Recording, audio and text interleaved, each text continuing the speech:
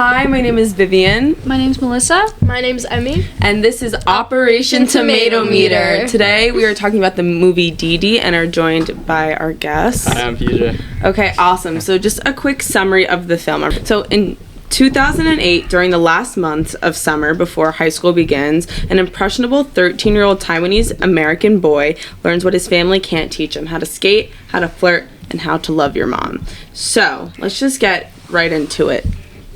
Did you guys like the film? Yeah. Oh my goodness. Like, I loved how they perfectly captured, like, I guess the Asian American life, especially at this point in time. It's a coming of age film. So, it, like, captures, like, your home life and, like, your true, like, Chinese culture and, like, how it clashes with, like, such American values, like, learning how to be cool and finding these new friends. And I think it just, like, perfectly captured the awkwardness, too, of, like, being 13 and just finishing middle school. So I loved this movie. As an Asian American like myself, like, it was, like, really relatable. Like, we don't really hear too much about Asian stories and, like, shaping identity when you're, like, growing up. So, yeah, it's kind of like a breath of fresh air.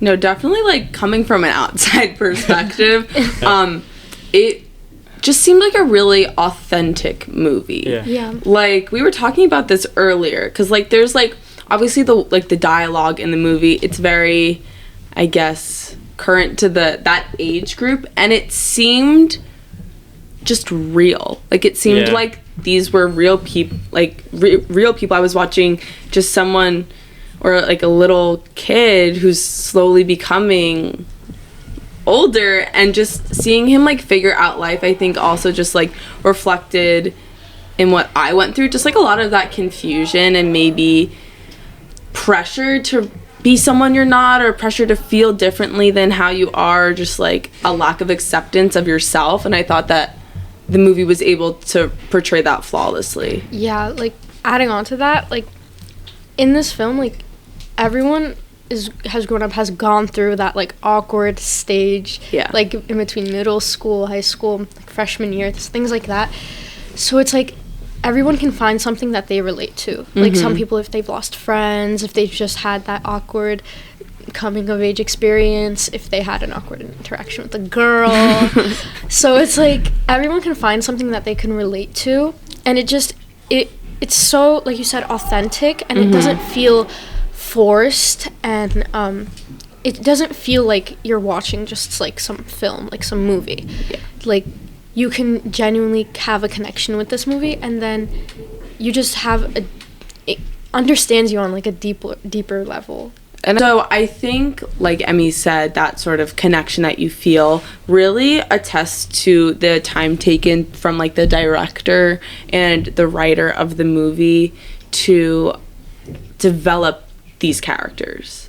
Like, the intricacies of the relationships that the movie portrayed were so authentic. Like, I keep saying authentic because I can't think of a better word, but honestly, it felt like I was just, like, looking into a family's life, and it really made me feel for these characters. Like, Chris specifically, just seeing him have such an internal battle with his own identity was so real. And I think that's sort of what this whole movie really focuses about, right? It's sort of about finding yourself and accepting yourself.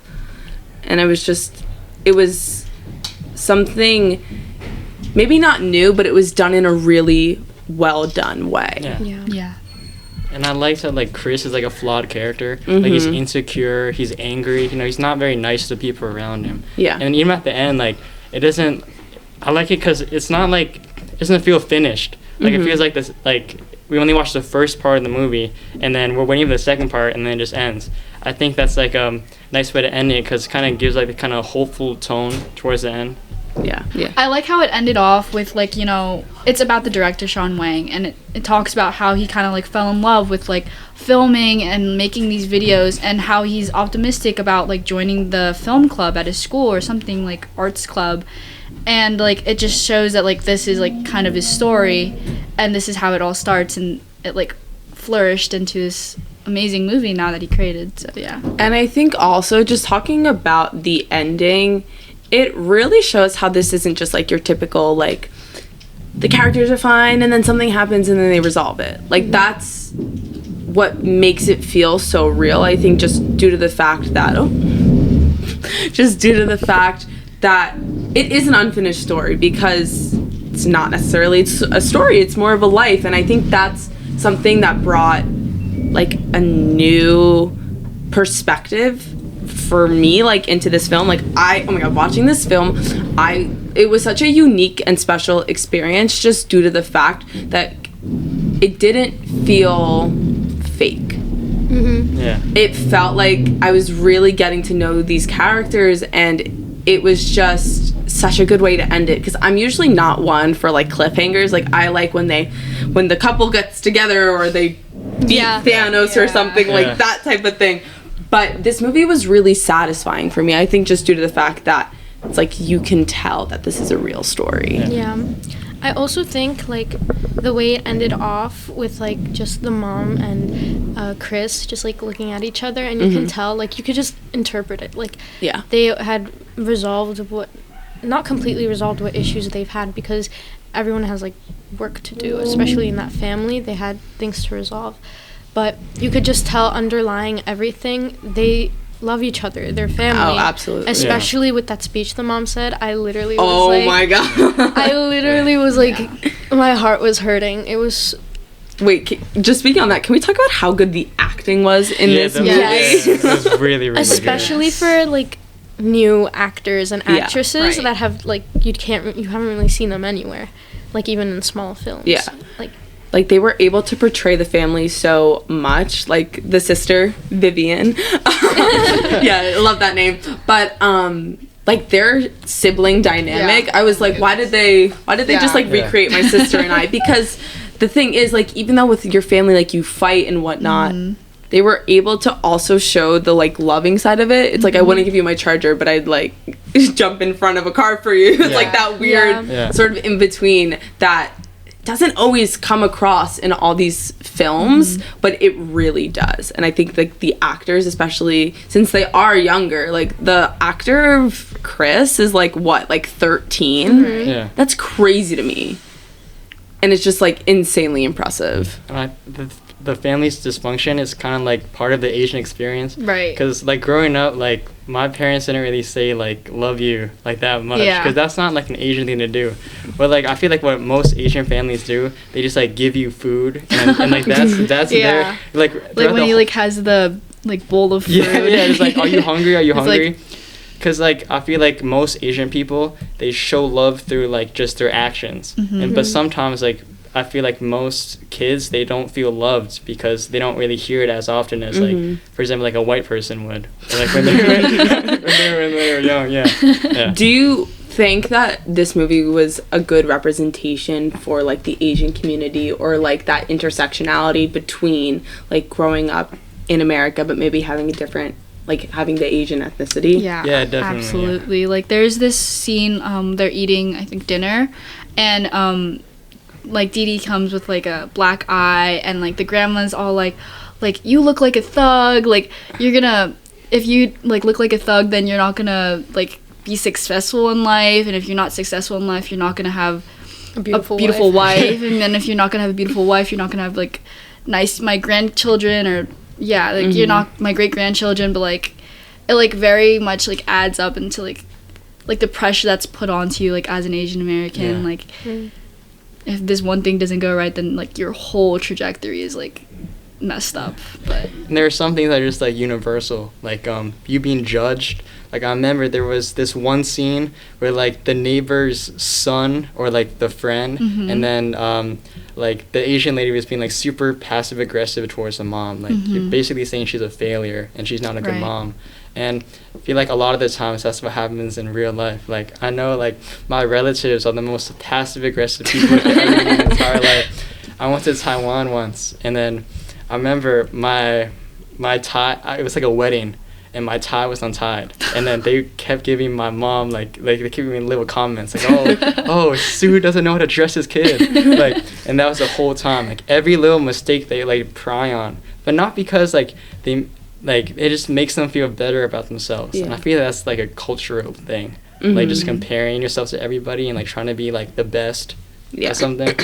No, that's awesome. And just, like, let's moving on to a more technical note, like, the film is beautiful. Yeah. Like, I think there's some sort of, I don't know what the director did, but there's some sort of nostalgia in the way that everything is presented, like, with just, like, the lighting and the cinematography. And because I feel like there's, like, sort of, like, a little hue, like a yellow hue over the entire film. And I don't know why that creative decision was made, but I just feel like it brought a softness to the story. Yeah. Very, like, home-like. Yeah, it's like, it feels so warm. It feels like you're looking back into a memory, and even though the story, it's like you have your awkward, embarrassing, and like sad moments. Even like, even then, it's like you're looking back at it from like your own perspective with the amount of connection you have with these characters. By like even the middle of the movie, it just feels like you're looking back at something you've seen before, and you just have this feeling of like nostalgia, especially because like we grew up in that time where like there was like still like the technology was kind of just about to move on, but like we were still exposed to these things that were in the film, so we just feel like that also sort of connection, like, oh hey, I also grew up with this. I think it just, everything was done so perfectly and intricately that everyone, even if you're not growing up like as an Asian American, everyone finds something they can relate to. Like, they all have this like emotional connection to this film. Absolutely. No, I see that. And I feel like just the use of lighting also, this, like, you guys might disagree with me, but it also helped add to the scene, because I feel like you could tell sort of what the scene was going to be. Like, let's say if we're talking about some of the scenes where like he was arguing with his older sister or like upset about himself, like it was just like darker. Like, you could just tell the movie did a really good job at like encapsulating his emotions and really portraying that through like different lighting schemes and whatnot. Right. And I just feel like that's something that movies don't do nowadays. In my opinion, Didi was a passion project, not just something to like make money. Because I feel like, I mean, I think we can all agree that like a lot of movies these days are just like cash grabs. Exactly. Yeah. But Didi literally feels like a warm hug. And like a pat on the back. Like, I'm watching Barbie for philosophy class, and I was just watching it, like, if I watch this in 20 years, I'm not having the same feeling I'll have when I'm watching, like, the original Mary Poppins, or if I'm watching, like, these older movies, because it just has such a different emotional feel to it. Because Barbie, even, like, the new Marvel, things like that, every movie that's coming out now, it just feels, you can tell it's like a cash grab. There's no passion in it anymore. There's no substance, as you can say. There's no connection. And also, like, there's so few films that have been doing this recently. Like, I loved The Holdovers. Oh my god, yeah. I love The Holdovers. And just everything, just things that feel like a warm hug, like you said before. When it's done with, like, the love and the passion, when you can really tell that the people making this film are passionate about it. They love this film. You can really see how that shines through. Go ahead. Adding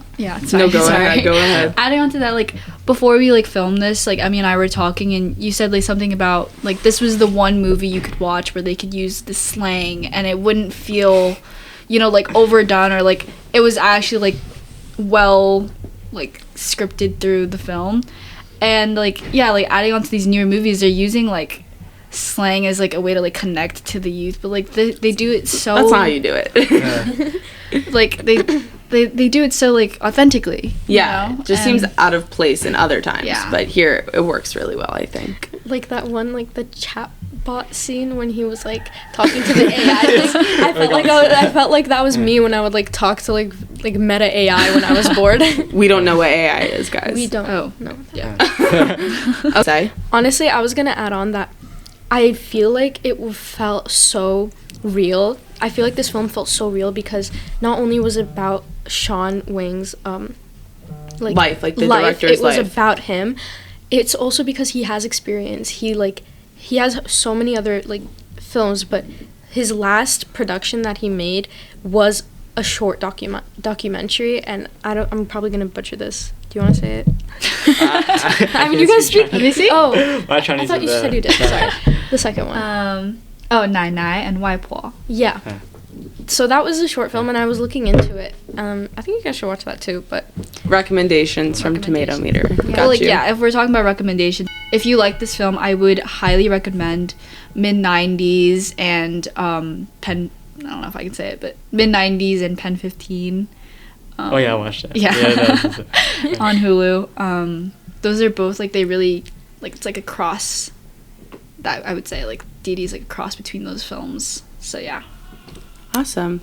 Okay, so do you have something to say? Yeah, go ahead. Okay. One last thing before we're done. Like, I really like the way they portray like racism. Like, it's very subtle. Like, it's not like oh, like you. They're not like calling him names, but like it's these little jabs. Yeah. Like microaggressions. Yeah. Oh, like the Asian you're pretty thing. cute. You're pretty cute. Oh for my Asian. god, that my goodness. backhanded terrible compliment. Cause like people have said that to me. Like when I used to live in DC, and I was the only Asian person at every school I went, and then they would make me feel like an outsider when they say that like these little things like that, or like I remember they were eating McDonald's, and then the guy Wang told his mom that like you eat like an Asian, or you're so Asian when he's eating the McDonald's with a fork and spoon. It's like so much internalized racism. Yeah, like he didn't like himself, and then when Yeah. he told his older friends he was only half Asian, because I felt the way like.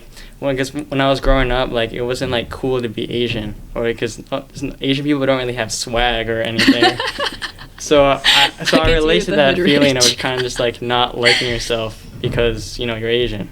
Yeah. It's just, like, a lot of hatred that I think people can relate to. Just, like, not feeling accepted. And then you just don't accept yourself. Right. Yeah. Okay. Yeah. Now, would you like to go first or last as our guest? We have to rate it out of 100 on the Tomatometer scale. I'll go last. You want to go last? I can start. Yeah. I would give Didi like an 86. That was a really good movie. That was. I guess it just like because it connects to me so much. I would give this a 96. Ooh, That's really high. really good. it's a really high score, guys. You have to watch it now. I'm gonna give it a 91.5. 91.5. I know I have 100 numbers to choose from, but that's like I feel it. That's like right there. It's like right there.